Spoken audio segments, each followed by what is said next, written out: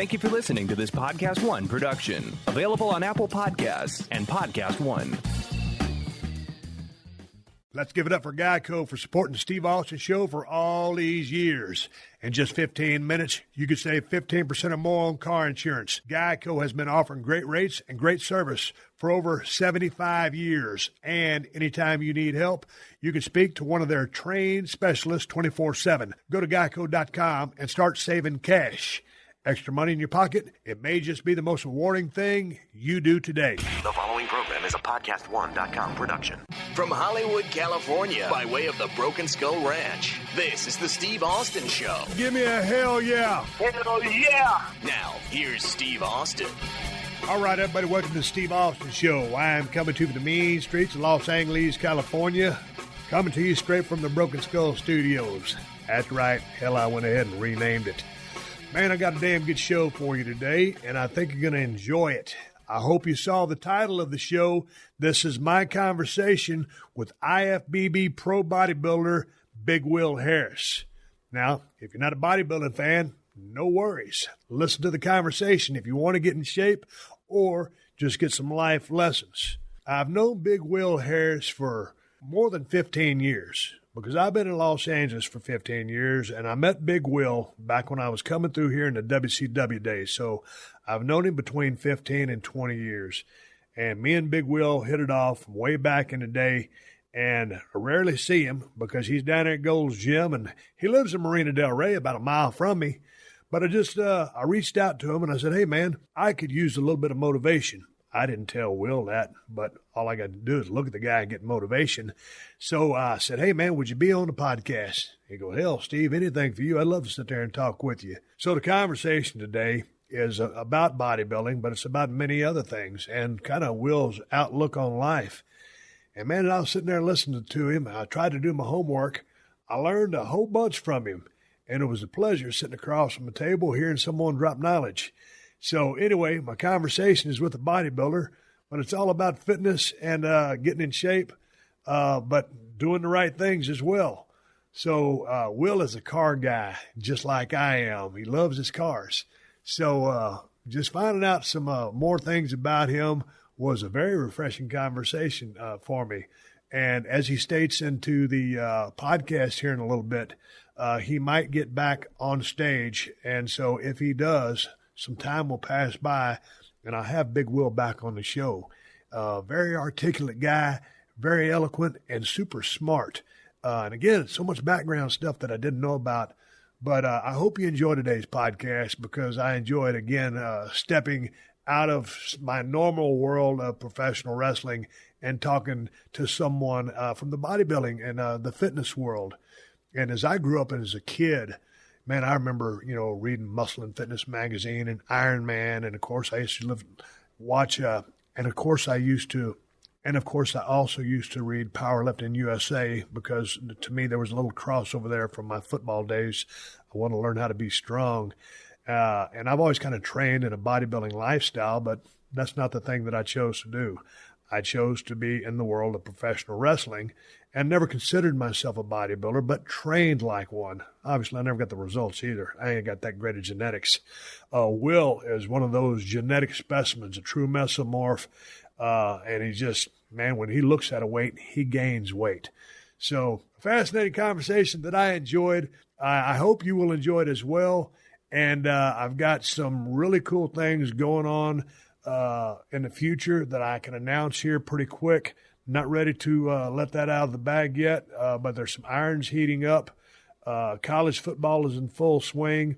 As soon as I finish this, it's back over there to the house where I will watch the matchups, primarily from the Southeast Conference, but there's a big game with Penn State and Michigan tonight, I think.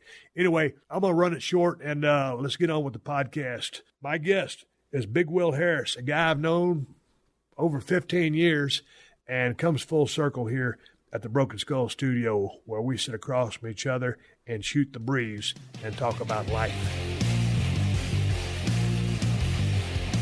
All right, it's that time of year again to raise some hell and stomp a mud hole into your opponents with WWE 2K20 available now for Xbox One, PlayStation 4, and PC. This year's game is packed with some incredible features such as the 2K Showcase, where you can relive the groundbreaking journey of the four horsewomen and the women's evolution from their start in NXT to 2019, when women headlined WrestleMania for the first time in history. A brand new My Career, where for the first time in the WWE 2K series, you can play as both female and male characters. Unlock WWE Legends, original characters, and unique environments as you make your way from the Indies to the WWE Hall of Fame. And, of course, the WWE 2K20 roster this year is loaded with over 180 of your favorite WWE superstars, legends, Hall of Famers, and NXT superstars. Play as the WWE superstars of today, such as Samoa Joe, Seth Rollins, Braun Strowman, or Brock Lesnar, as well as the legendary Andre the Giant,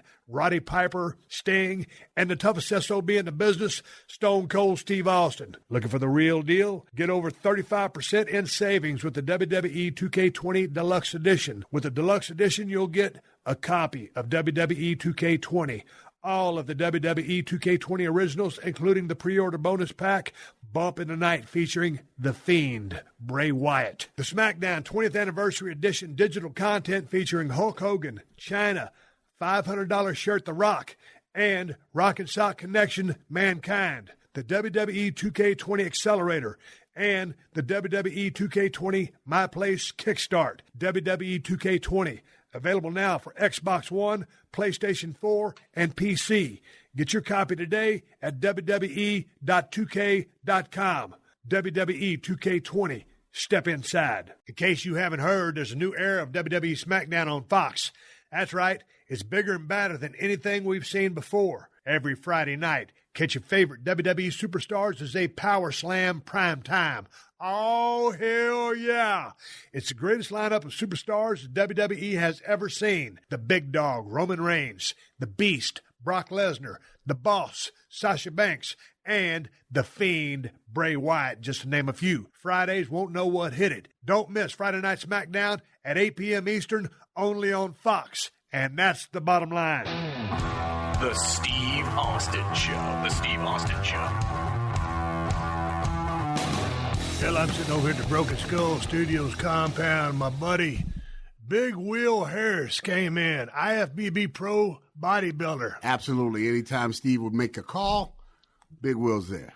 Man, you just cruised up. I said, park in the driveway. It's going to be open for you. I know you're a car guy, and I thought you were going to cruise up in your Firebird. You come over in the Mercedes-Benz. When did you make a switch? Well, I've always had the Benzes. Okay. I've always had the Benzes. I've had a SL, the CLS 550, and I also have the Cruiser, the E350.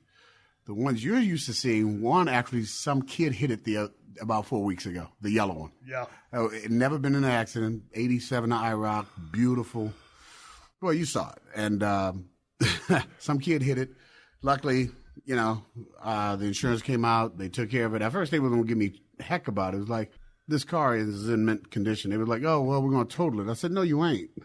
I said, that dash alone is over $5,000. Yeah. And yeah, the Kelly Blue Book on a normal one of those that's in the junkyard, maybe $5,000, but this is like about 35. Yeah. So they end up going ahead and settling and saying, hey, it was the guy's fault anyway, but I end up getting the car back. Now, the one that you haven't seen, what you got? the IROC you haven't seen, that I haven't exposed on anybody, was the one I actually bought in 86. Now, it's a faster, same Corvette engine, and that's actually more unique because where the 87 was fuel injection, this one is carbureted. So where'd you get that at? I've had it. I just never did anything with it because my brothers had it before and they just kind of tore the car apart. Yeah. So since it's been back in my possession, I took it out of the garage maybe a couple of months ago, and I've been rebuilding it. And when that puppy's done, it is a beautiful car. Now, are you doing the work yourself, or you having it done by other people? I haven't done by my all-time mechanic that has been working on my car since I was a kid. Man, I might need to trade phone numbers with you because I ain't got nobody around here, man, that can turn the wrench. Oh, come on, I'm Mr. L.A. Shit. I know you've been here forever. God dang. Hey, man, you were born in Los Angeles, right? Born and raised. And to see things to change the way they have, yeah, well, Man, I tell you what, I've been here for 15 years, and people, God dang, I can't believe you lasted here 15 years. Well, when you're born and raised here, you know how to sort out who's who. Yeah. You have the ones who come here that think of what LA is, and they kind of genderfy to that. Yep. And then you have the ones who come here that think they need to be Hollywood, and they end up changing who they are to become, what can I get from somebody, that bullshit that, you and I both dealt with on several occasions, especially being in the entertainment industry. But I figured, back in the day, I used to figure, man, people in California are wacky. But a lot of times, I mean that with respect, or to a certain context. Yeah. But it's the people from out of town that are the whack jobs. Exactly. Those are the whack jobs. And when you find a true Angelino, they're really not much different than a Texan or a pure New Yorkan, and more New Yorkan than anything else, but they're more laid back. But very direct, straightforward. Oh, yeah. Hey, man, I was trying to think as I was putting this podcast together and talking to you about bodybuilding. God dang, man, when was the first time we met? It's over 15 years ago. Oh, God. We're gonna date some shit. We had to be made, I think it was just before you started going into the WW. Yeah, because I think I came over as WCW. Yeah. There's a picture of Gold's Gym. It's of the two companies, and we both had shows in town or in the same locale. And the thing to do was to go to Gold's and get your swell on. Exactly. And so both companies were in town, which was very rare. And there's a picture in Gold's Gym. Exactly. And that picture would not have happened had the two territories not been in the same town Yeah, together. because that's when Ted and McMahon had shows almost about identical at the same time that year. Yeah. And it was both the championship, some battle royale thing. Hey, man, I know you was, do you still have your pro card? That never changes. Okay, so I've always known you as a pro bodybuilder, and, and talking about you and researching you, growing up here in L.A. Yeah. How was life? Because you're from South Central L.A., right? Right. That's a rough neighborhood. Yeah, and it still is. No matter how much they try to say it's going to genderfy, everything's so inflated right now as far as the market is concerned. But, the bottom's about to drop out of this. It dropped out in, 2008? Yeah, it's due for another drop. And but growing up to where they have the new training station and stuff, you have pockets. It's just more pockets now. Right. Yeah, I grew up in all blood neighborhood. So those Bloods over there. Yeah, where This was heavy duty with Bloods versus the Crips. Yeah, it was major. I was actually one of the red guys. So really, yeah. How was that? That was it was a major turnaround. Being that I grew up on the streets out here, didn't have a lot of family life, so that was my means to escape. And it's only because some elder Bloods came to me and said, we never had somebody with us that actually was educated and stayed educated and actually had a, good thing in sports. So between football and that, they were the ones who actually pushed me out. Man, I want to get into your football background because, maybe that segued into your weightlifting, which turned into bodybuilding. But, man, I never figured you was part of the Bloods. Yeah. What was the deal with the animosity that still exists between the Bloods and the Crips? Is it territorial? What's the story? Well, I don't understand. I'm from Texas. It was territorial at one point, and it all became separated just because it was all pimps and hoods back in the day. And so it got disputed to where somebody had this girl on this and he had this territory, and that's where it separated. And then from then you had just different territories of different blue rags and red rags. Now the difference is all red rags are together, no matter what race, creed, or color. That's not the same to be said for blue. So what's the story with the blue? It's a territorial thing with them that the one blue is better than the other. And we never had that problem. When you was red, you was just straight red, period. So what is the process to getting out? Can you just walk away, or because it was... You would have to be pushed out by an elder. Okay. By the elders. And that was your case. And that was my case. It was like, you shouldn't really be here. You've changed your life. You made money doing whatever you needed to do to make money. You need to go before you can't go. Right. Why? Because if you're into so long, you're vested, or you don't have a future? Well, you won't have a future, but, something, there's a bullet waiting with your name on it. Right. So there's something. There's not necessarily a long lifespan necessarily associated with certain activities. Exactly. So there's things that they were saying, you have this opportunity now, take it, because this chance, even it could come next week. You never know when your time is up. That's amazing to me. That's why we're here. I didn't know that. What kind of student were you? And then because I assumed, you had a great football background. Yeah. What position did you play? Running back. What kind of speed did you have? let's see, in 10th grade, that's because, when we grew up, the high school started in 10th grade. But I played all through Pop Warner football as well. As far as speed is concerned, I was 10th grade. I ran a 4.4. Oh, dude. In pads, in half pads, because we did yards back then, I ran 100 yards in 9.5. And I always weighed about 220 plus. So you was 5'9", 220 back in? Yeah. You was that guy. that they hated. There was already a grown man when he was in the 10th Pretty grade. much. Actually, I have a funny story with that because we was playing Venice High, and I later on met some of these guys down the road in college, and, outside of that, I just said, yeah, man, we remember playing you guys and looking across the field and said, they got goddamn grown men on that field playing high school football. Hey,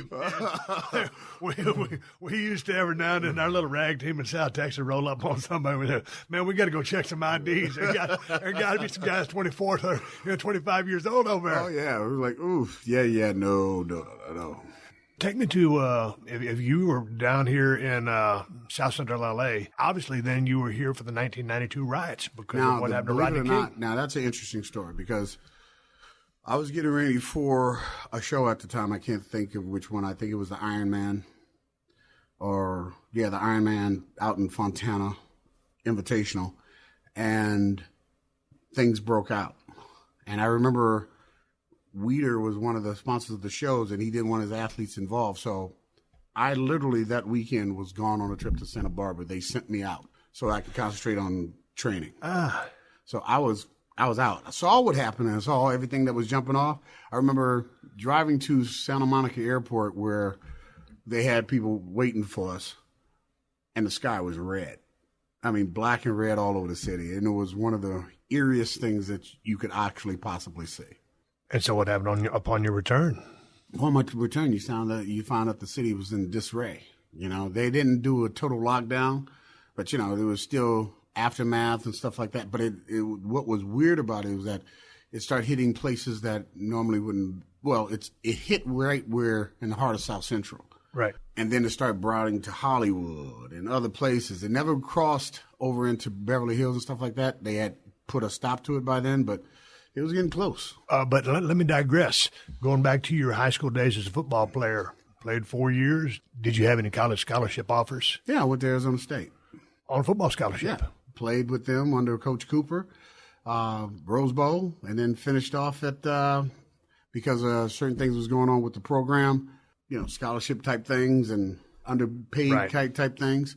I ended up finishing at San Francisco State. Got a hold of Ed Davis, played some football with the Raiders for a couple of years, and then I never got on the field because you had guys in front of me, and especially where I was drafted at, you had guys in front of me that, you had Marcus still there, and Bo had just came in, and then they required Nick Bell and all these other guys. It was like, this is when I was kind of somewhat lost his mind, so I was let go.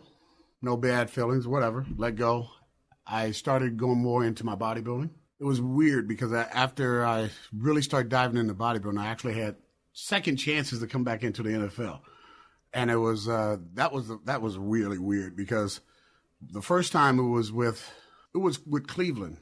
It was right when they said, "Well, we get at my age, it was like we can send you to Cleveland." I'm like, I'm not going to goddamn Cleveland.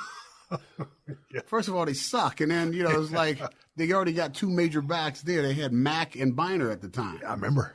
And they was like, well, you go there and be on the scout team. I said, hell no, I ain't going there just to sit in the cold and be behind these guys. Sure enough, come season time, I don't know if you remember, but they couldn't play because they both had cocaine charges. And it was the guys who moved up ended up playing. And I probably would have been one of those guys. Man, I tried to do my homework on you, but you can't find this stuff online. I didn't know that you had some pro football. Yeah, they didn't document none of this stuff back then. What did you think about Bo? Bo was a bad motherfucker. No. Shot a commercial with him as well later on down the line, and it was like, he was something else. It was really too bad that his career ended up short because he would have been the combination of Barry Sanders and Eric Dickerson as far as I was concerned. When I look at him, he was one of those kind of guys, just like Herschel Walker, one of those once-in-a-generation type athletes. I mean, well, they within a short window of each other, they existed. That superseded everybody else. Oh, people like that just don't come along every day. No, especially not how today NFL is so watered down. I can't even watch it. It's so, I understand they're trying to protect athletes, but at some point you had to realize, even when I was going through, you played ball, it's a gladiator sport. You're going to get hit. And some of the rules that they're making now, they might as well take the helmets off, put some fucking flags on them, because, that's what it is. I'd rather watch college football now, and I enjoy watching college football because it's the purity still. Right. And also, 95% of those guys know they're not going home. 95% know they got a guy next door, down the street, in the next town that they're friends with, they're going to talk shit with, saying, I own your ass because we beat you these 4 years. So they're going to take the shots that NFL guys won't. Okay, so you get into bodybuilding. You could have went back into the pros. Mm-hmm. Unbelievable. Oh, did you get a degree at Arizona State? I did, biochemistry and sociology. I got the big brain on Big Wheel. God dang. This is my damn like kid in the candy store over here. What were you going to do with that? My thing was to play ball. That was my goal, and to be smart about it, because my dad died when I was 5. And one of the things he said, even though I ended up being kicked out the house and living on the street, one thing that it always stuck with me was that if you stay ahead of the game in education, no one could ever touch you. No matter whether you get hurt or whatever, as long as you get in your right head, you ain't got to worry about jack shit, which also led to me never drinking. Never led to me doing any other type of drugs except what I needed for the sport, obviously. But that's about it. The strongest thing that goes in my body besides what I need for this damn sport is a cup of coffee. That's some sound wisdom on the knowledge part, the education. Yeah. When you lost your father, what did that do for you at such an age? I ended up going into a black seizure. It was and it's funny how I remember that. I remember knowing my dad had died upstairs, and then seeing my mom dragging him across the floor, and then I was gone. How was it growing up with just your mother? Didn't stay with her long because she ended up marrying some idiot, and I left. And then there was a gang. Yeah, and that became the family. Wow. Golly, interesting. And we've only just begun. Yeah. You get into bodybuilding. When did you start becoming a fan of the sport? Because obviously you're lifting weights for high school, and I'm looking at you. You've always talked. You're half black, half Samoan. Yes. Correct? Correct.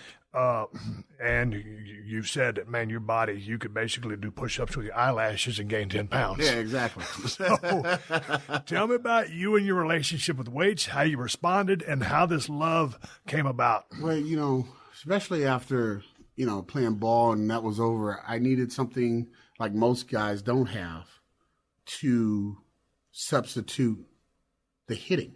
And that's never addressed. Even in today's football, that is never addressed, the fact that you would grow up in the years, and most of these guys, especially the pros, even today, have played Pop Warner since the time they was damn near 6, all the way to they're grown men, till they're 30, 40, until they're out the league.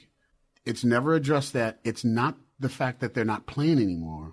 There's nothing to take the aggression out. The hitting. You miss that. The hitting. Yeah. So it's like, okay, and that's why a lot of the guys end up going into drugs. A lot of them go into alcoholism. A lot of them go into overeating, because it's something that's soothing them and taking the place of that. Where I said, okay, I'm going to dedicate myself on staying superior than everybody else. I'm going to stay in the damn gym as long as it takes, and I'm going to win a damn title. And that became my substitution. The internet wasn't around back in the day. We had our magazines and those Muscle and Fitness, Iron Man. I've been in plenty of them. I know. You've been in a bunch of them. What were your go-to sources for information? Who were the people that you looked up to at the time as far as physiques and said, hey, man? It wasn't really one particular person I actually looked up to as physiques, but as far as knowledge of how to attack it, I got information from top guys. Lee Labrada, Lee Haney, Rich Gaspari, even Arnold and Lou, because they was training in our same gym. They would talk to us all the time, and wasn't so guarded as everybody is now, but it was more of a family setting, to where if this was your goal, if this is what you wanted to do, these are the steps that you need to take, and understanding this where most of these guys don't understand this now, especially because you have a bunch of narcissistic asses on this internet, Instagram shit, trying to become instant famous and say, look at me, look at me. It was taught that this is about longevity, not just now. So this is why I still look the way I do. This is why I teach my guys the way I do, that you have to start it now, but you still continue it until you put 6 feet under or get burned. Right. When would you say you officially started bodybuilding as a goal-oriented task of winning a bodybuilding contest rather than just working out? I'm talking about, hey, I'm starting, here's my contest. You know, it all went hand in hand with football because I hated off-season football stuff. Just like after my show, the last thing I want to do is see somebody from the gym. So after football, I remember my coaches was like, okay, you need to run track or be in the weightlifting class. I was like, well, I hate the late weightlifting class because they all don't know shit. And I'm getting my sources from Venice. And I always used to be fought with my coaches about that. I said, oh, it's not bodybuilding. I said, it is bodybuilding. Harris, is not bodybuilding. It is bodybuilding. Tell us how it's bodybuilding. I was like, well, listen, we strive to get a certain size, right? They'd be like, yeah. We eat a certain way for our bodies to grow, right? I said, yeah, that's bodybuilding. We are building a temple. That's bodybuilding. The only thing that bodybuilders do that football players don't do, football players run, bodybuilders do cardio. Going back to one of the comments you just made, today's scene, as we speak in 2019 versus the golden era and some of the guys that gave you some advice down the road, what has changed about the sport?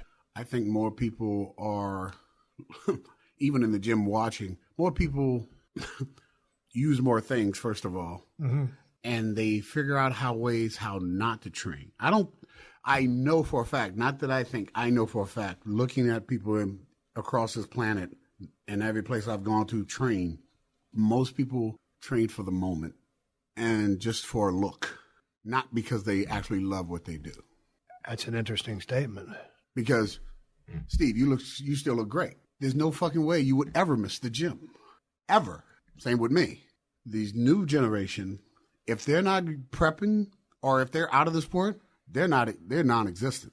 Man, I've missed a few days in the gym. Every now and then I'll get on a margarita kick. I can't say that I didn't take the no alcohol route. Man, when you made that decision just to not do drugs and to not partake in alcohol, obviously that's, as far as, we're talking about street drugs and stuff like that, it's part of the bodybuilding lifestyle. And the party scene that is L.A. or peer pressure with some people you might even going back to gang life. Absolutely. Because they smoke weed and all that stuff. I just, I've always been the one to be the one that look at the forest amongst the trees. And I don't want to be that. I really don't feel like being out of my head because I see how much stupid shit you do and what happens when you're out of your head. And the fact that when I was younger, I would look at guys who's down my age in our 50s and stuff, and they would look haggard. I was like, there's one damn thing for sure. I will never, ever look like that. At the end of this planet, and I'm going to tell you this all right now, when you guys are all dead and gone, it'll be me, Cher, and roaches left on this planet. Jesus Christ. Hey, man, is it a hassle to take your carcass around town to get all your office supplies and equipment? Damn right it is. Do you have to stand for it? Oh, hell no. Let our guys at Zorro.com make it easy for you because they got everything you need in one place. Zorro.com, spelled Z-O-R-O, is where you'll find everything you need for businesses of any size and almost any industry. Electrical, plumbing, contracting, manufacturing. Don't sweat it because Zorro has you covered. Zorro.com has tools and equipment, safety and office supplies, cleaning gimmicks, and more from brands you know and trust such as Stanley, 3M, Milwaukee, Schneider, and Rubbermaid, just to name a few. Zorro.com offers amazing customer service from real people based in the U.S. And you'll dig the fast, free shipping on orders of $50 or more. Just for listeners of the Steve Austin Show, visit Zorro.com/Austin to sign up for Z-Mail and get 15% off your first order. Again, that's Zorro.com/Austin for 15% off your first order. Zorro.com/Austin. Get it all in one place.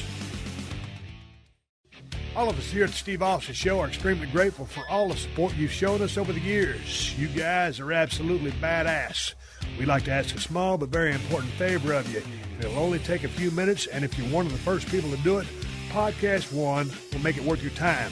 Literally, we need you to complete a short survey because the information you give us can help make things better for the show and you as a listener. Just go to podcastone.com/survey and everything will be right there for you. That's podcastone.com/survey. First 250 people who complete the survey will get a $10 gift card to Amazon.com. And 2 grand prize winners will be selected at random to get a $100 Amazon gift card.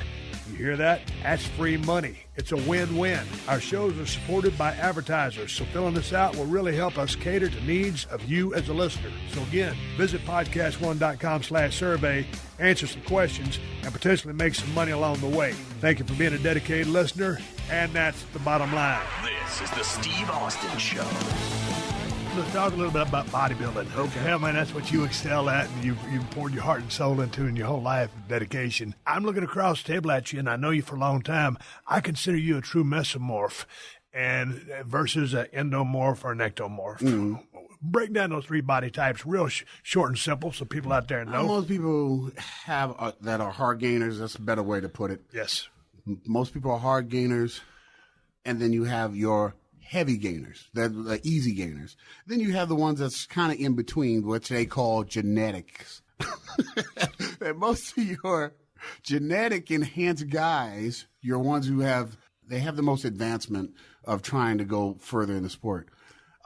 Naturally, V torso, wide shoulders, narrow waist, small joints. And it's funny thing is, but most of those guys don't work their ass off for shit. It's usually the other 2 in between that actually does better in the sport. Yeah, but the genetically more gifted are the mesomorphs. Yeah, they could. You know, these have they have the prosperity, the prospect to go further, and if they get the mindset, they go further. I mean, Dorian said it a lot of times when it came to flexing them. He's like, "Damn, if they ever decided to really want to train, they would whip my ass." And he said that he was being straight honest, and he's right. It's like I watched a lot of those guys train. It was like, why are you waiting in the parking lot for 20 minutes? Your coach is inside. Charles is waiting inside for you. And I'm not going to say no names, but, you know, here's a guy who drives this fucking stupid car with his name plastered all over it, waiting 30 minutes in the parking lot because he didn't get there on time in the first place. Charles is inside waiting on you to train. There you go. That's your mindset. That was back when I used to go to Gold's Gym. I used to see him out there in his car. He had to have a primetime parking spot or he would not go in the gym. Yeah. In all your years of training, what are the fundamentals of what has worked best for you gaining size? I mean, because out of all these training techniques, and I could say supersets, drop sets, giant sets, spring exhausts, force reps, partials, cheat reps, rest pause, negatives, all these bodybuilding terms, you're the expert. Break it down for me as what has worked the best for you. Well, most people overtrain. Come on. Most people overtrain. And it's a outlandish concept, but they did it in the 60s and the 50s. And I've been doing it since I've been in lifting weights, period. Yep. Most of the majority of the year, I'm only training the 3 major body parts. So I'm only in the gym 3 days a week. But I'm hitting a leg day, I'm hitting a back day, and I'm hitting a chest day. Those are your main 3 body parts. And training those fully to the T, everything else falls around it. Your shoulders, your arms, everything becomes in more balance. So I don't have the injuries that other people have when it comes to their shoulders and joints hurting because majority of the year I'm training just those 3 body parts. And then when it gets down the line, let's say after 3 months of that, I'll add a day, a month or so of doing the shoulders and arms, and they explode. Because they've been hit so indirectly through the other several months, once they are focused on, they explode like a mushroom cloud. Okay, now, but would you admit that there's very few people walking around with your genetics? I would admit that. That could get away with 3 days of training and look like you do. True, but through a lot of my clients that I've done the same thing with, they've actually made incredible enhancements. And where I could say, well, it's not just me, and then it's not just the genetics, because these guys don't have my genetics, nor will they ever. But they have gotten better bodies out of doing what we're doing. Gotcha. Okay, we're at an interesting part here because I was going to get into how often you're training a body part and get into sets and rep schemes. And based on what you just told me, that's one thing. But based on what you told me when you walked in the door, if you want to drop that information about maybe getting on stage in 2019, 2020, how will that change? And if you don't want me to put that in there, I can tell my producer right now to take it out. No. What excited me about going back on stage in the first place is that maybe 5-6 weeks ago, I went down to Guadalajara and met some great people. And it became family. And because of that, they was like, I got a couple of guest postings out of it. And for me, that was more exciting than getting ready for a political bullshit show that they only look at these guys that train half-ass and more chemical than anything else. So for me to come back is to show the young bucks how this shit is done and what real bodies look like. But the focus was coming from going to do those guest postings and feeling absolutely awesome that somebody my age will tear everybody else apart. Okay, so if you embark upon this journey, and sounds like you are, then what will your training turn into? Because I remember back in the old days, when I was, come up a little bit right behind you. I'm just a few years younger than you. But you had that old school mentality of Arthur Jones from Nautilus, invention from the high-intensity workouts. And then, then you had, the Iron Guru, Vince Garanda, who was the volume training guy. All right. So did you ever, I'm sure almost everybody has fiddled around with either one of those two. Most of the time I combine the two. Okay, so tell me, when you're in heaven, what are you doing as far as, you're on a competition track? When I'm on a competition track, the gears will switch from the 3 days a week to 4 to eventually 5 and 6. And as we get closer to showtime, the intensity is all the same. And it's always a 45-minute training. But it will start off, like I said, we'll put the 4th day in. And what happens with the 4th day, shoulders becomes their own day. And we'll add triceps into that day. Then biceps joins chest day. And then as we go even further down the line, legs are separated because you want to have that time of recuperation between the two muscles. So you'll have a quad day and then you'll have a hamstring day, and that'll put you through your 6 days. And then on top of that, then you have your flexing, which is an entirely different monster altogether. Now, would you consider flexing, is that during the workout or something that you would do? That's something that you're doing on a separate time, but at least 3 days a week, and it's actually worse than training itself. And well, take me through that, because you're not talking about going through your posing routine and practicing, and we're going to get to posing. But so tell me about what you do when you're flexing. When you're flexing, your whole body is in crunch mode. Gotcha. Basically. You are flexing from your eyebrows all the way down to your toes. And you're holding each pose that you're going through for about a minute and a half. And by the time you're done, you're done. Because between that, the food you're not getting, the extra training that you're doing, you are spent. We have a saying, well, the smart of us older guys have a saying, if you have any errands to grow, if it's not to the gym or coming back home from the gym, you don't go. Really? Really. So what does the flexing do for you? Flexing densifies the muscle. It also gets rid of that excess outer, squeezes cells of water. Yep. Squeezes cells out of water so you become more dense. So even if you drop the diuretic close to showtime, it's not pulling from the cells. It's pulling from the outer skin. And you get that much drier look that everybody complains that these guys don't have today. Right, because you want to look full, but you want to be dry. Yeah, exactly. And there's a balance. Oh, it's a great balance. Yeah. If you do it right. But most of these guys, well, let's face it, they're half-assed. They do the diuretic thing possibly, but they're definitely not flexing. In your formative years until now, how has your nutrition evolved or changed? Because, back in the day, hell, I could eat anything and be cool, but now not so much. But you're a bodybuilder, with respect to protein, carbs, and fat, and being a mesomorph with great genetics, but I'm putting in the work. Well, for me, I've always been a fat and protein guy. I've had arguments with some of my coaches, like, I can't eat that, and I come out peeled. I said, I've been doing the fat and protein thing far before Atkins, far before the Zone, far before any of these people even thought about this shit. I've been eating fats and proteins damn near all my life. I used to get heck from my cousins before the football game because we played, Friday night football. Thursday night, I'm eating a steak and bacon and black beans. And he's like, there's no way you're going to be ready for football this way. You need, the whole adage, eat pasta and stuff like that. I said, I couldn't eat this shit because it would make me feel terrible. But anything when it came to steak and pork, any type of meat and fat, I was good with. And I still continue that today. I will put a carb meal once in a while, once a week possibly, but not all that much. I like my vegetables and I like my meats. Do you use a nutrition coach when it comes time to get ready for a contest? Everybody should. But it should be because it's like a doctor operating on himself. Oh, yeah. You can only see so much. I hear you. Yeah, boy, why would you put it like that? It's like, you might want to be asleep for your own surgery. So that's the thing about it. You have to trust somebody and understand, okay, you take what you've been doing and say, okay, this is what works for me, and let's see if we can make a match.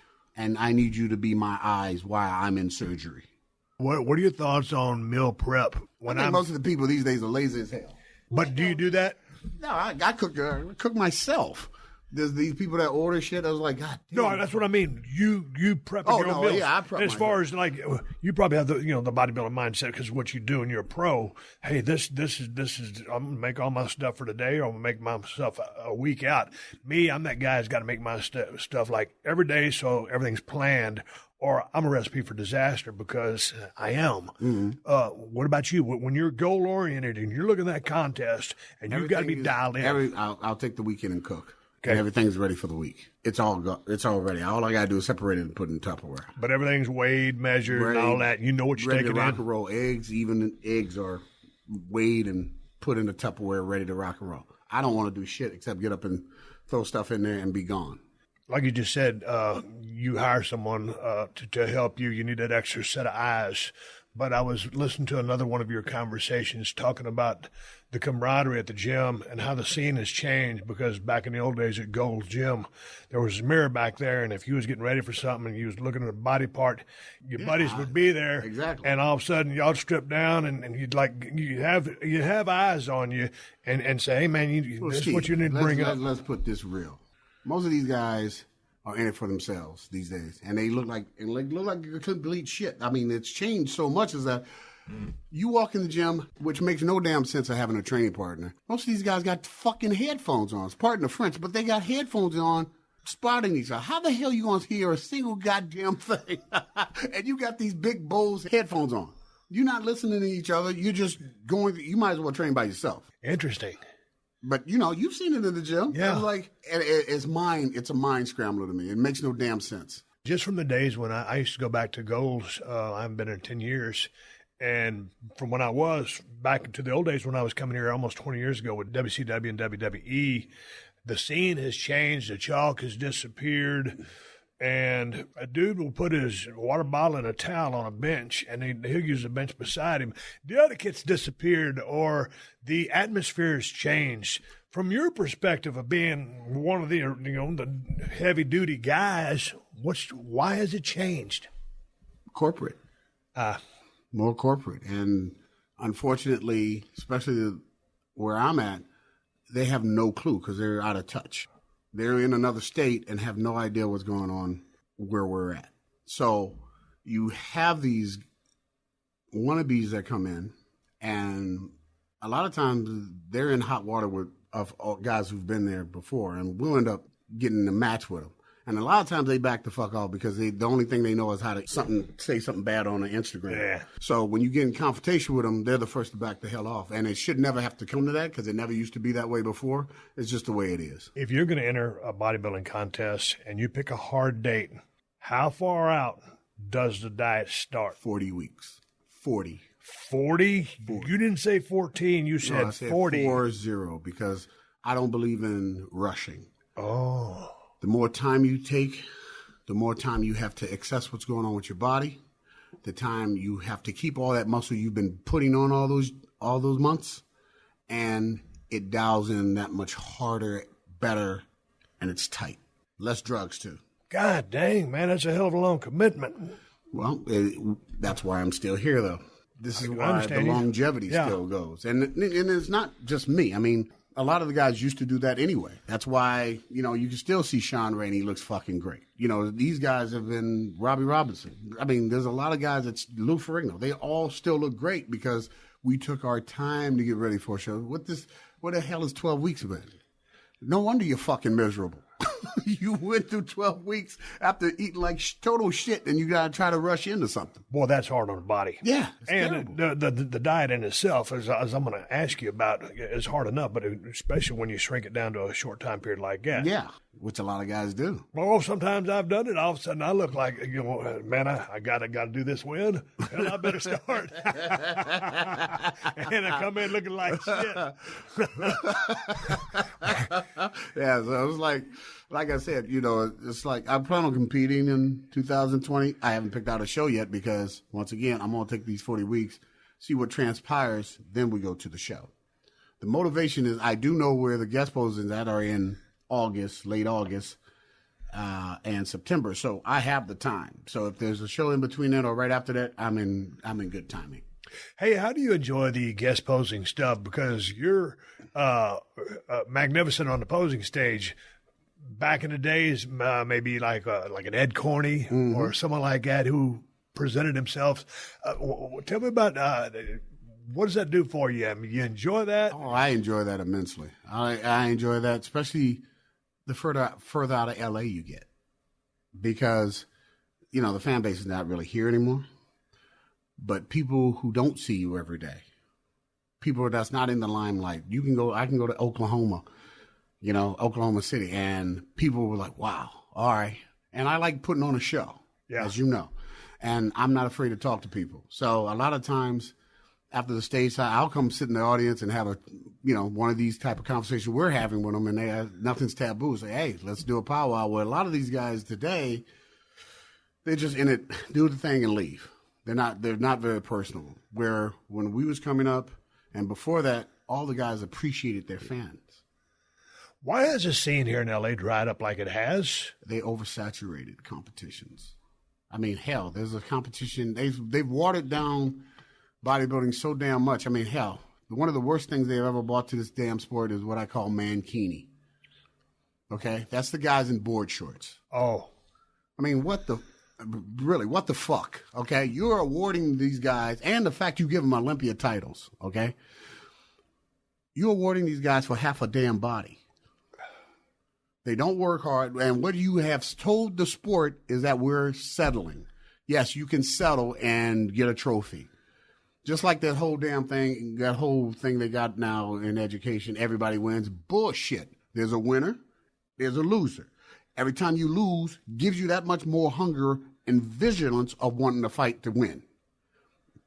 Doesn't exist anymore. And a lot of times that's existing in bodybuilding. They're coming up with all these stupid-ass categories where these guys are half-assing it and still getting awarded for it. And, it shows on the Instagram and all that bullshit too, but, it's garbage. It's fucking garbage. There's not one physique guy that I ever liked. Okay. Ever. Man, that's interesting because sometimes when I talk about, how wrestling has changed so much, people will sometimes call me, oh, he's just a bitter veteran. You're very vocal on this. Mm-hmm. Does that, in your opinion, then goes everything against what bodybuilding was supposed to be? Exactly. I mean, if we walked on stage with half a body, even back then, you wouldn't even place. I feel you. I get it. You wouldn't even place. So it's not me being bitter. It's me being realistic. Copy. I mean, let's take it out of that gender at all. Let's take it to a social. Let's take it to a social network. Women like looking at us just as well as we like looking at women.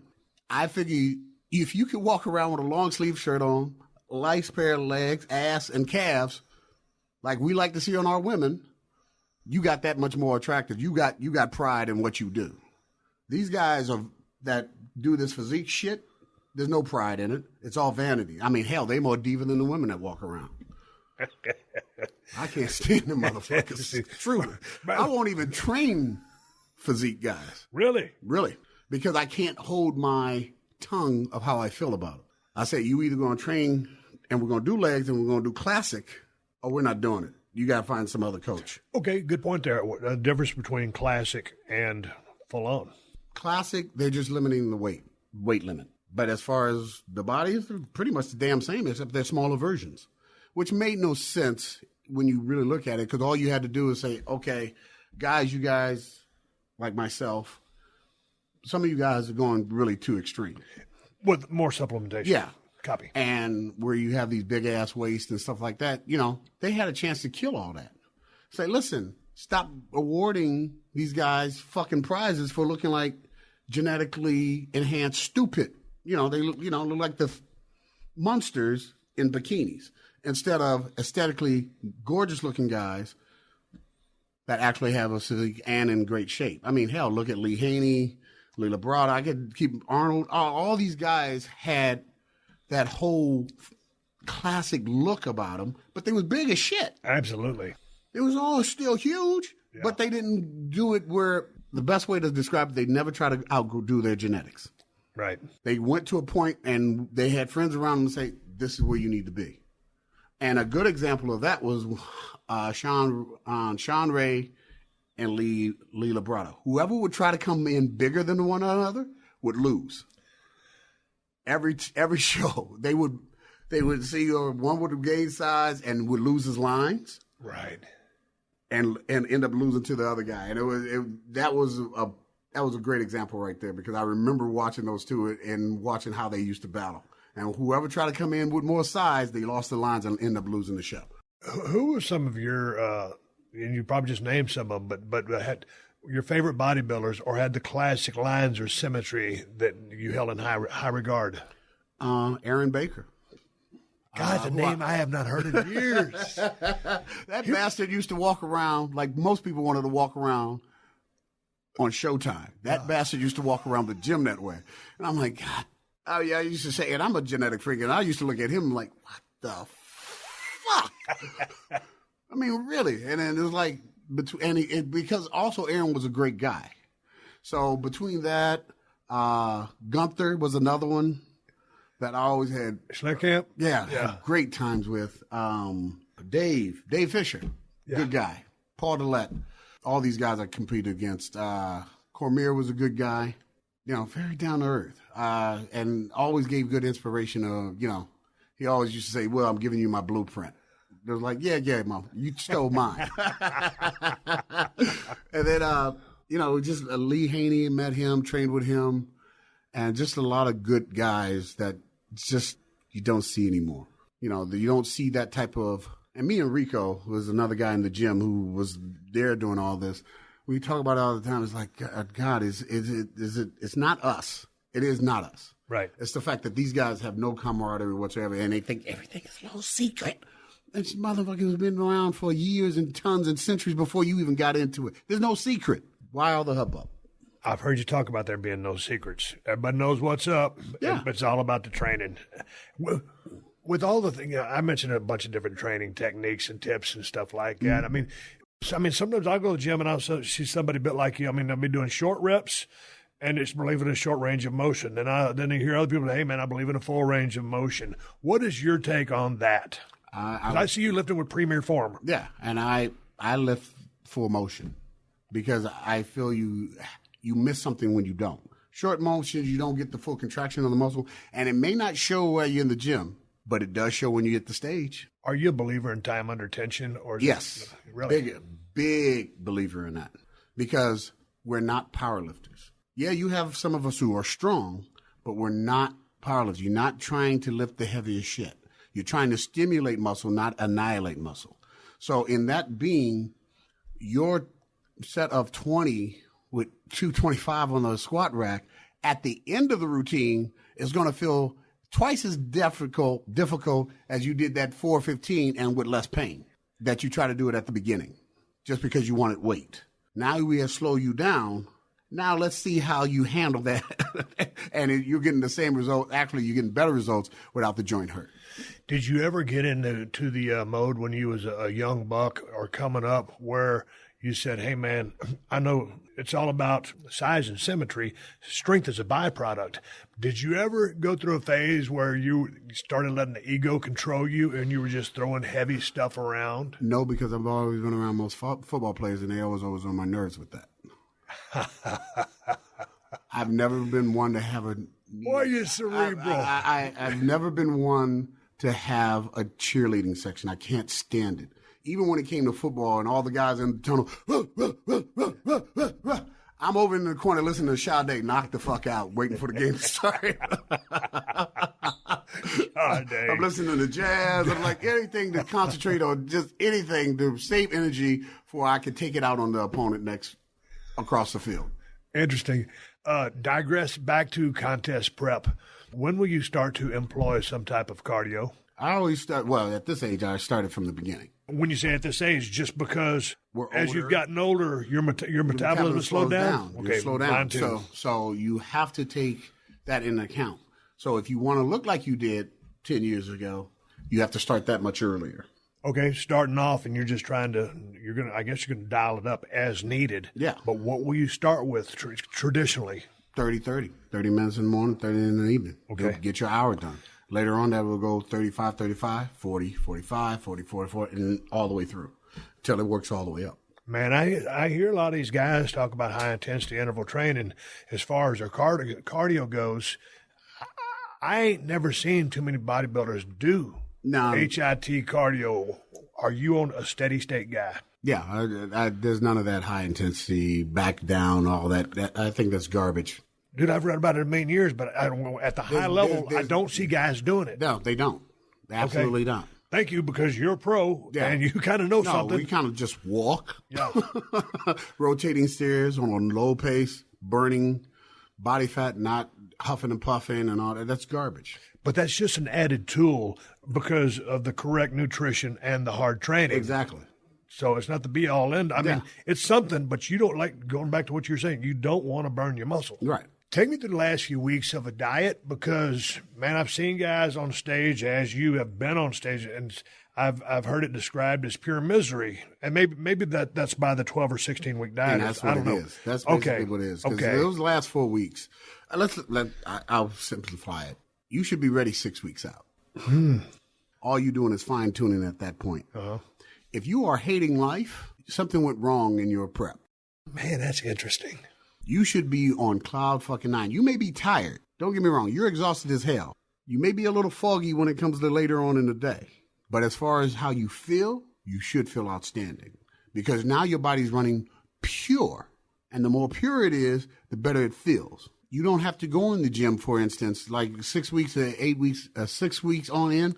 I may hit the gym for 8 sets and I'm done. I'm at full-blown squeezing. I'm out. I've seen guys on stage, and they look like $1,000,000, the best they're ever going to look. But at that time, a bodybuilder is at his least healthiest because probably some diuretics, I mean, and some state of dehydration, correct? You don't want to be, you want to be full, you want to be dry. Some people spill over, depending on what has happened. Has there been a time, throughout your career, maybe you had to do short prep or just felt like shit on that day because of everything that you'd been through? Well, I would say that shortest prep I did was for 2017 Arnold Classic because they couldn't make up their mind what was going to do, add me in, take me out, and it felt like shit for most of the time. But by the time 4 weeks out, I was feeling great. Everything had clicked in. Plus, it was the Arnold, so you're excited from that, But that was probably the shortest prep I ever did, and I ended up coming out really superior, where I should have even placed better. But it goes to another thing altogether. But it was an awesome experience. I wanted to ask you about when you get at a contest and you have your prejudging or your call-outs, your judging. Is that a nerve-wracking experience? Is it a mind fuck as far as who you're getting called out with? What does that mean? I never looked at bodybuilding that way. I always looked at it from the football perspective. Really? So it's like I never trip out because they're human.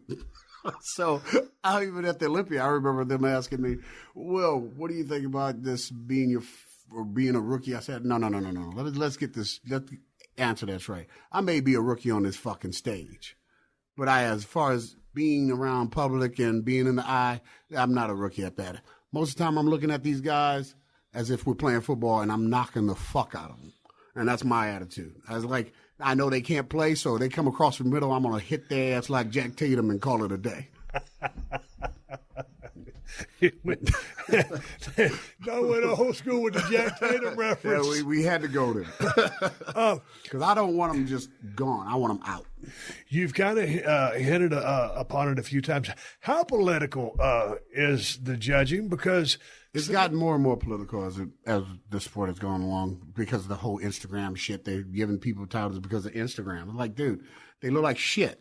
I don't care how many followers there are because most of the followers are fake anyway.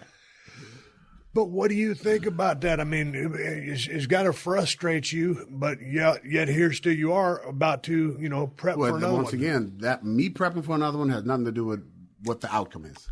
It's for my own satisfaction and for the guest posing. And because I know they don't really award guys who's been in the sport as long, although they should, showing that we've been here this long time. I mean, they still do it for Dexter because he was just he was their political boy, and he did everything political right. Where I was like, I'm not trying to kill myself for you or anybody else. I will do these number of shows, and that's it. I'm not going to do 10 shows a year because that's a lot of wear and tear that I'm not willing to take because you have shown me in all these years that if something happens to me, you don't give a shit. You bypass it. You don't even mention. I mean, hell, it was a few years ago where 2 of our comrades had passed on. And I'm talking about at least 2 weeks from the Olympia, and not one fucking word was mentioned. Although they did mention that Branch fell off his horse. Yeah. I was like, really? That's it. I said, like, back when I stepped away from the business of professional wrestling, I said, hey, man, it's good when you're in there, but, you're a gear. Pull you out and stick another gear in there. Exactly. So you weren't willing to put your body on the line to satisfy what they wanted. You like to do things for you, by you. You are you. Yeah.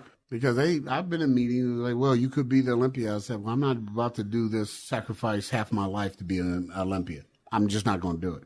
And I used to have one of my boys, Rob, he said, come on, you can do it. I said, motherfucker, this ain't you. I said, you had your life. You tore a pec and all this shit trying to get to exactly where I'm at and beyond you. I'm not going past that. I'm going to do what I need to do. I'm going to show up the way I need to show up. But as far as me doing several shows and taking my body to a brink of death 10 times a year, ain't going to happen. Speaking of tears, man, your arms, everything, your pecs, you haven't torn anything, have you? Nope, not once. And lifted some heavy-ass weights. Yeah, lifting according to what I need to lift, yeah. Man, for stimulation. Looking back at Ronnie Coleman, 8-time Mr. Olympia winner who put himself through some extreme heavy-duty workouts that, human beings lifting that kind of weight, it took its toll because he's had a lot of surgeries and stuff like that. Being respectful to Ronnie, he said some really stupid shit as a title holder. And that's what got a lot of these other guys hurt, these younger guys, because they listened to him. And one of the fucking stupidest things that was ever said was like, everybody wants to be a bodybuilder. No one wants to lift heavy weight. Well, once I had said earlier before, ain't got shit to do with bodybuilding. Ain't got nothing. No one's asking you on stage how much you lift. Gotcha. No one's asking you how much you bench press. No one's asking you how much you're squatting.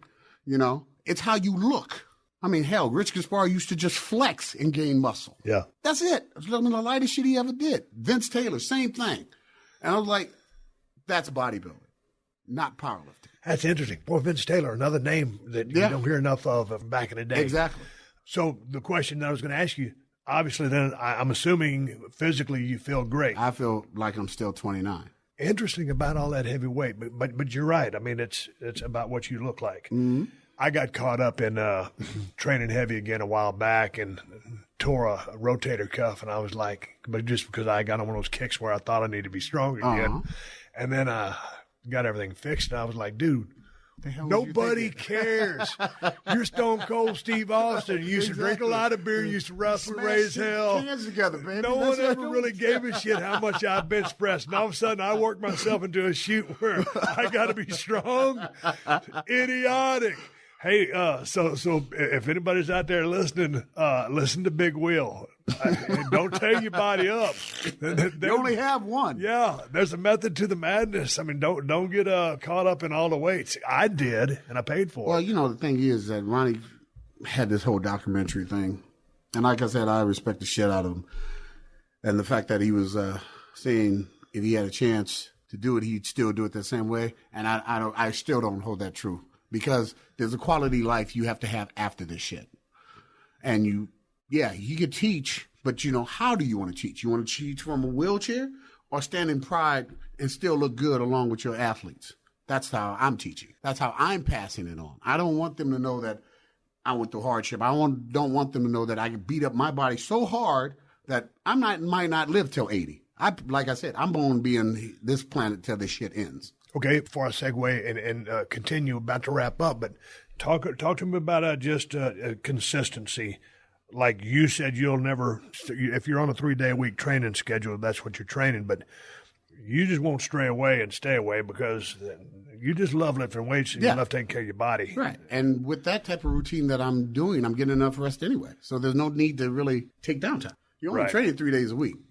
45 minutes, let's say you even do an hour. You have 3 hours out of the week to kick ass. The rest of the week is all yours to eat and relax and recuperate. How the hell are you ever going to burn out?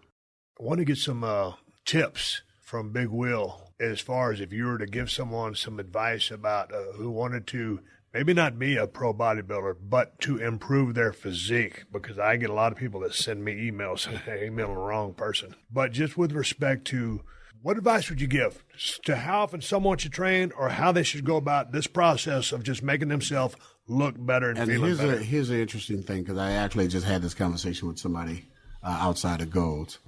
And they was just in there. And, a lot of times when you first get in the gym, you're lost. And you have an idea, but you really have no clue. One of the best advice I can get anybody who's trying to get in shape, anybody who's walking into that damn gym, find a trainer. Find a trainer. We didn't have to have them because everybody was so informative and everybody was willing to help. That's not the case anymore. So the best advice I can give to somebody, find a trainer that you get along with, that you have a good vibe with, and you're understanding what he's saying, he's understanding what you're trying to get out of it. That will be your golden ticket right there to any rainbow that you want to go across and get the gold from. That's the best answer I could give you. And then from there, you may want to try another trainer, and you'll learn some stuff from somewhere else. And you're constantly learning. Like I said, we didn't have to do that because we had different people we went to to learn different things. And we got in the mirror, like you said. It was like, okay, Rick Valente be like, Will, need some more triceps.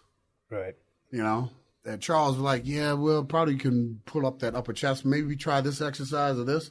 You're not getting that anymore. But also for the people that need it, just to add to maybe what you're saying, you're the expert, it holds someone accountable. Yeah. Because not everybody has the work ethic, but if they have the trainers, like, hey, man, you got to be here. Exactly. So it does hold them accountable, and it makes them want to be there. Even if they have a hard time, they don't have to think about it. All they have to do is show up.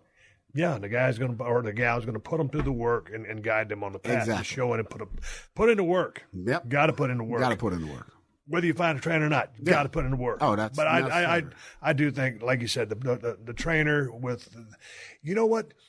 Because it's a marathon. Mm-hmm. But if you have a trainer, it's not a shortcut, but boy, it sure is a helping. Oh, absolutely, it's a helping. Because knowledge is key. Absolutely. Now you look at it this way, which is how I like to adjust it to. Okay, you either can walk from Venice to Hollywood, or you take your ass an Uber. I'm getting an Uber. I'm taking a lift to Hollywood. I'll meet you when you finally get there and you're fucking tired. But at least I know I may stop at some stoplights here and there, but when I get there, I'm that much better.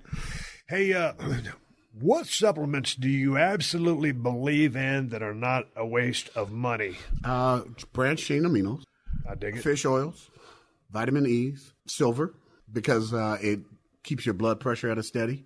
Depends on how old you are. You would also add a baby aspirin. I do the baby aspirin. What about creatine? Creatine is great only if you're doing a high red meat diet, because it enhances what you're getting out of your red meat. Otherwise, it just adds water to your body. Okay. I'm a big protein powder guy only if I'm going to miss a meal. Right. But I'm not eating protein. I'm not drinking a protein shake every single day. It's if an emergency, I need one. Yeah, well, most of us who are old school, we know the more you eat, the better your body looks. You take in more shakes, you tend to look like a shake. Right. Solid food is what builds a body. I didn't understand that one word you said. You said silver? Silver. Silver? I've never heard of that. Liquid silver? Yeah. Liquid silver, actually. Comes at Rainbow Acres. And it's silver nitrate. Take it, drop or two, keeps everything leveled in your body. Really? Oh, yeah. My wife's fixing to go to Rainbow Acres, man. Yeah. They got everything. Yes, they do. Hey, do you use a probiotic? I don't. I usually eat yogurt or so, at least once a week, to keep everything flowing nicely. And then, I keep with my greens very high.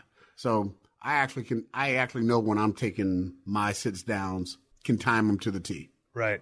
For someone who is, like trying to start spinning up their eating or eating more frequently, sometimes a probiotic may help.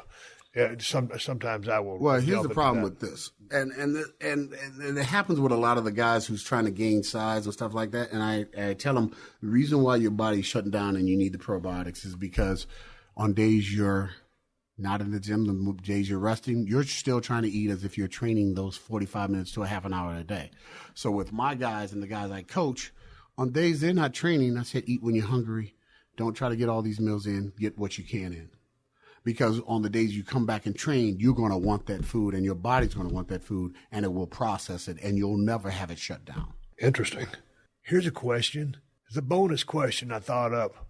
What did you think back in the day when Vince McMahon started the World Bodybuilding Federation? It was the fucking best thing that ever happened to the sport. Really?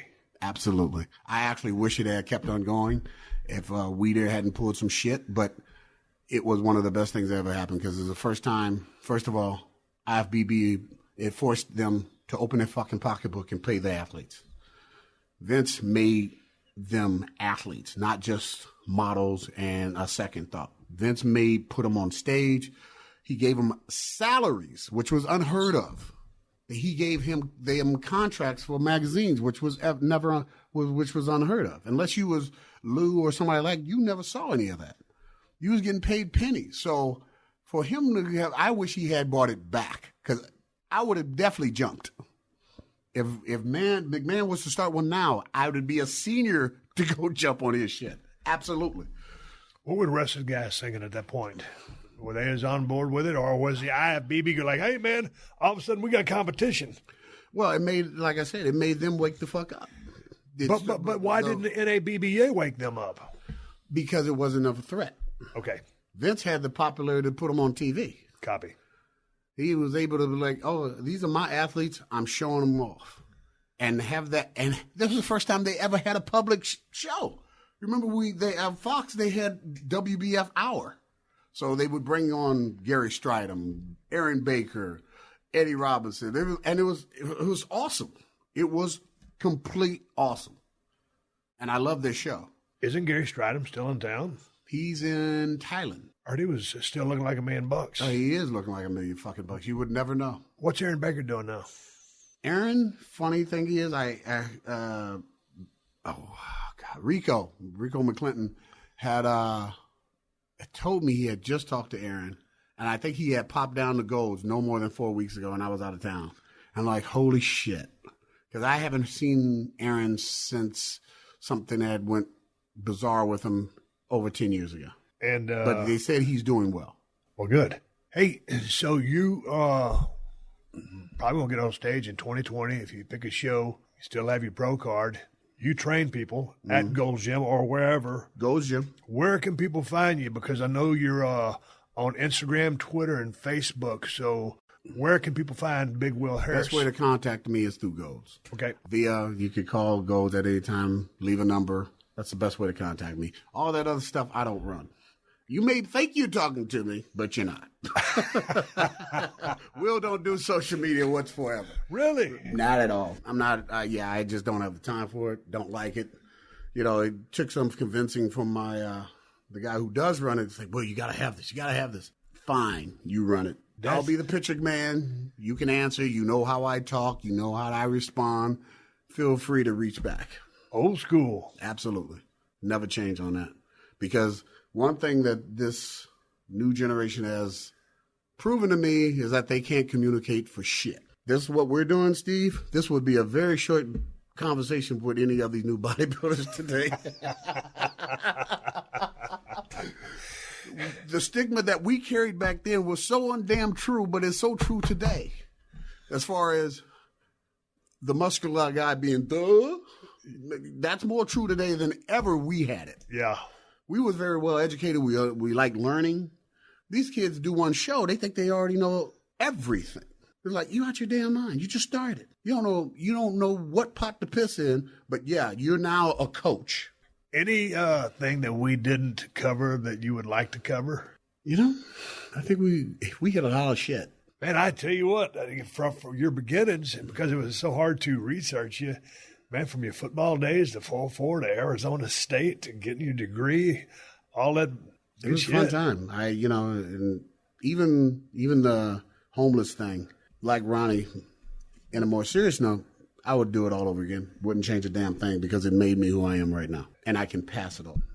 When are you going to show me the 87?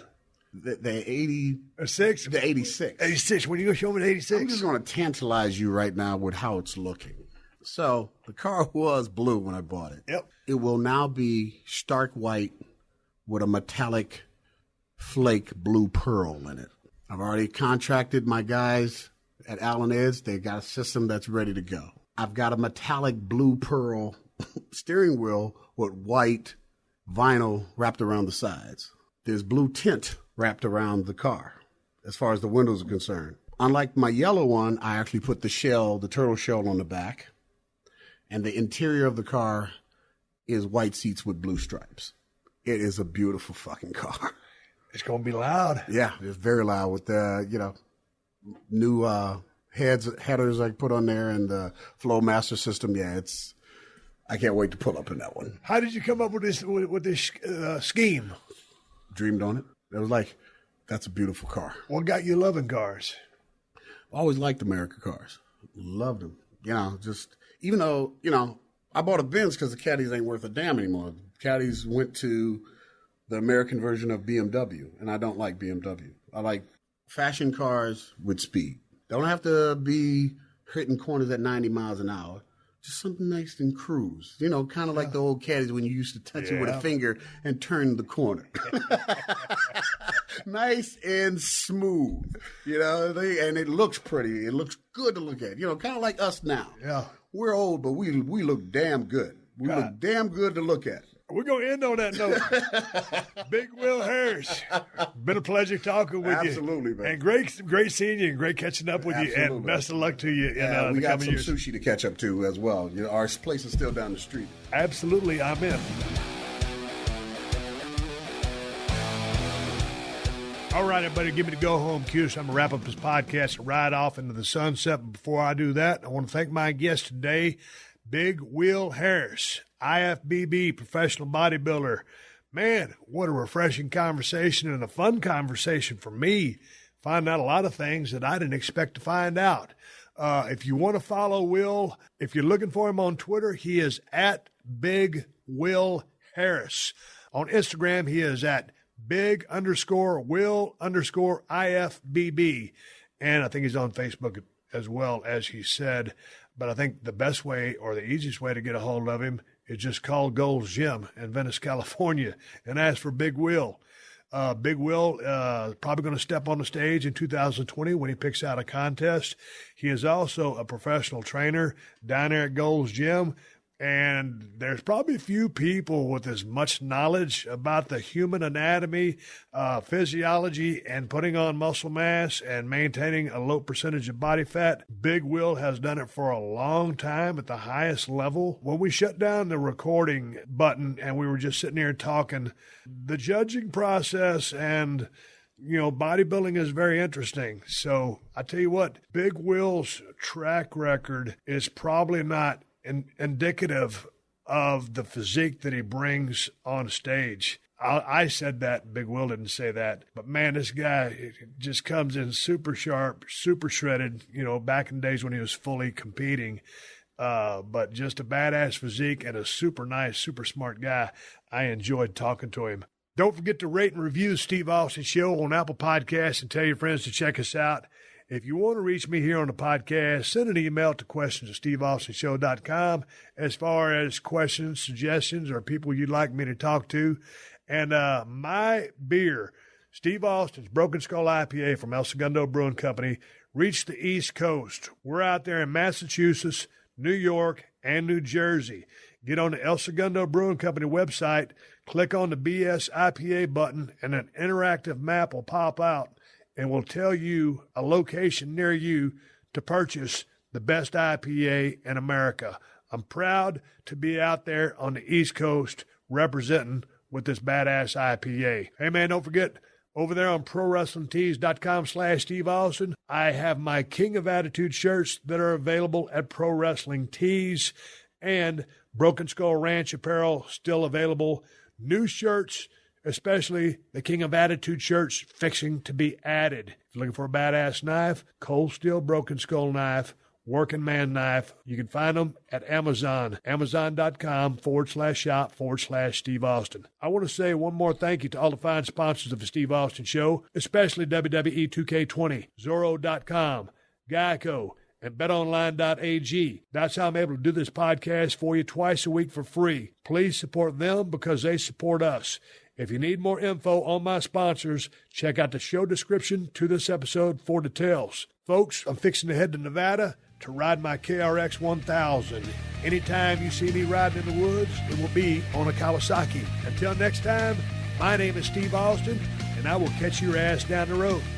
This has been a Podcast One production. Download new episodes of The Steve Austin Show every Tuesday at PodcastOne.com. That's PodcastOne.com.